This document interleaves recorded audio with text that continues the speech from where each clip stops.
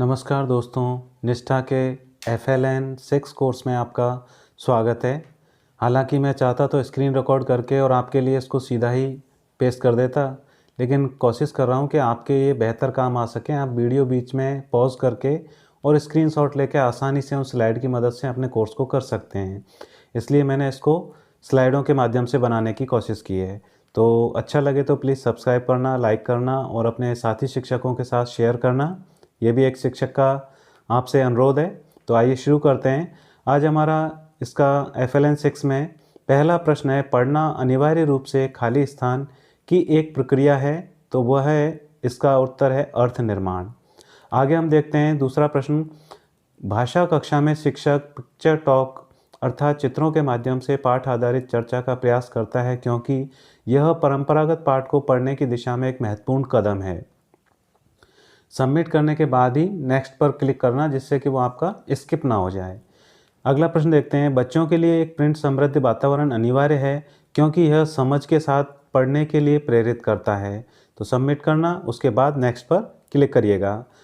अगला प्रश्न देखते हैं, मातृभाषा है बच्चे द्वारा सीखे जाने वाली पहली भाषा। इसका उत्तर है, क्योंकि बच्चा जो पहली भाषा सीखता है वही उसकी मातृभाषा कहलाती है। अब देखते हैं इसमें हम अगला प्रश्न देखते हैं स्लाइड का।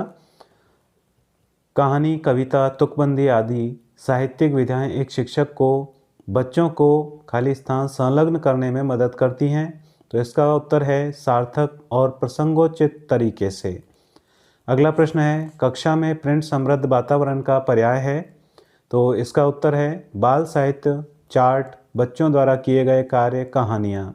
सबमिट करें और फिर नेक्स्ट पर क्लिक करें, जिससे आपका स्किप ना हो जाए। और साथ में ही एक बात का ध्यान रखें कि ये स्क्रीन रिकॉर्डिंग नहीं है, मैंने आपके लिए काफ़ी प्रयास किया है। तो अच्छा लगे तो प्लीज़ सब्सक्राइब ज़रूर करें। और आगे मेरे चैनल पर आप देख सकते हैं काफ़ी पढ़ाई के वीडियो भी आपको पहले से ही उपलब्ध हैं। लगभग 100 से ऊपर वीडियो हैं, तो आपके लिए काफ़ी उपयोगी हो सकते हैं। अपने बच्चों के लिए आप उनको शेयर कर सकते हैं। अगला प्रश्न है, साक्षरता है। इसका उत्तर है एक जटिल विकास प्रक्रिया, यानी कि हमारे लिए इसको राइट उत्तर है, जिसको हम सबमिट करेंगे और फिर नेक्स्ट पर क्लिक करेंगे। अगला है, दिलचस्प घटना यह है कि भाषाएं खाली स्थान तरीके से सीखी जाती हैं। तो इसका उत्तर है एक समान। सबमिट करके और नेक्स्ट पर क्लिक करिएगा। अगला प्रश्न देखते हैं हम स्लाइड का। पढ़ने का अंतिम लक्ष्य है पाठ से अर्थ ग्रहण करना। इसका उत्तर है, सबमिट करने के बाद नेक्स्ट दबाइएगा। एक कौशल के रूप में पढ़ने के कौशल के लिए आवश्यक है। तो इसका उत्तर है हमारा ध्वन्यात्मक और या श्रवण आधारित जागरूकता, पूर्व ज्ञान और अनुमान लगाना। अगला प्रश्न देखते हैं, साक्षरता के आरंभिक वर्षों में बच्चे होते हैं। तो इसका उत्तर है अपने आसपास की दुनिया की खोजबीन करने के इच्छुक। तो सबमिट करने के बाद नेक्स्ट दबाइएगा। और इस बात का आप ध्यान रखिएगा, नहीं तो प्रश्न स्किप हो जाएंगे, फिर आप कहेंगे कि एक शिक्षक होते हुए भी हमारे साथ मजाक किया। हालांकि आपको काफ़ी सारे वीडियो ऐसे भी उपलब्ध हैं जो स्क्रीन रिकॉर्डिंग की और आपके लिए प्रस्तुत कर दिए। अगला प्रश्न देखिए, भाषा कक्षा की प्राथमिकता क्या है। तो इसका उत्तर है बच्चों के लिए प्रिंट समृद्ध वातावरण बनाना।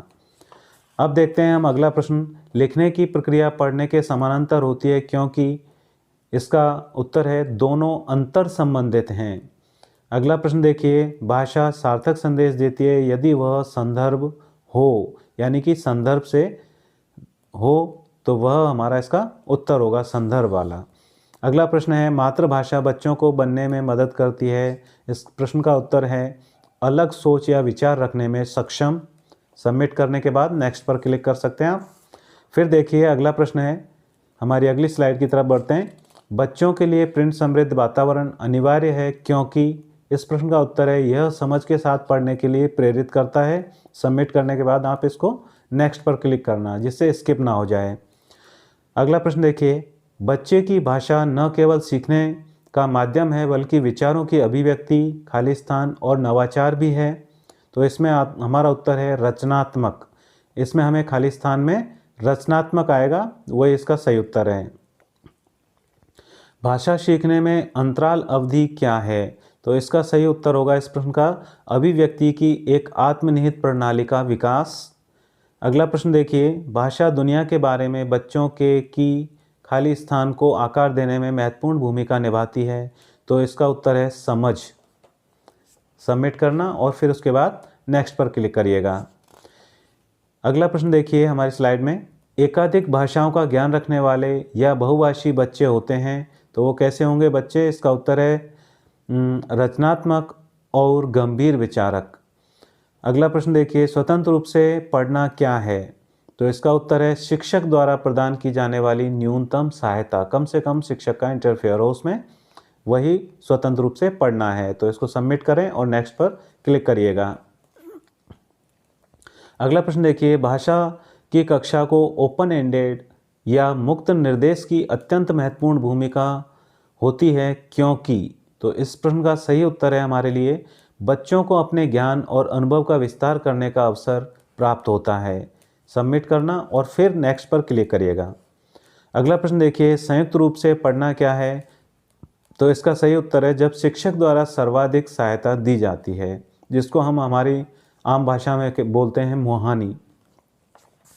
अगली स्लाइड में देखते हैं अब हमारा अगला प्रश्न है, पढ़ने और लिखने की गतिविधियाँ। तो इसका उत्तर है परस्पर समानांतर होती हैं। अगला प्रश्न देखिए, भाषा सीखने के संदर्भ का विशेष महत्व होता है क्योंकि इससे बच्चों को मदद मिलती है। तो इसका उत्तर है किसी शब्द विशेष के अर्थ को समझने में। सबमिट जरूर करिएगा, स्किप हो जाएगा तो फिर आप कहेंगे कि हमारे कम उत्तर सही रहे, लेकिन ऐसा नहीं है। काफ़ी मैंने मेहनत की है, कोर्स भी आपका देखा है और साथ ही साथ आपको एक बात से भी अवगत करा दूं, मैं स्वयं निष्ठा का KRP हूं, इसलिए बहुत ही बेहतर तरीके से आपको इसको देने का प्रयास कर रहा हूं। बाल पत्रिकाएं बच्चों के लिए संभावनाओं की एक अच्छी स्रोत हैं। इस प्रश्न का उत्तर है हमारे लिए उन्हें प्रिंट समृद्ध वातावरण प्रदान करने के लिए। Submit and then next. अगला प्रश्न देखिए, साइलेंट पीरियड या मूक अवधि क्या है?